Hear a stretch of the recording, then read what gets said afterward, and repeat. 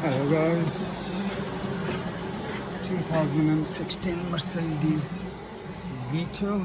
If you're looking to change the cabin filter, the location of the cabin filter is on the passenger footwell under here. So you remove these two T30 torques and you can pull the fuse,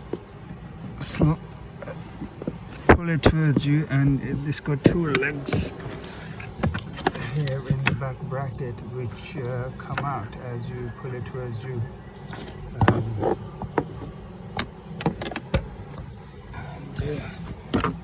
These two tabs, you just twist them anti-clockwise, one down there at the end, one down here, and the filter comes, this comes down and the filter comes out.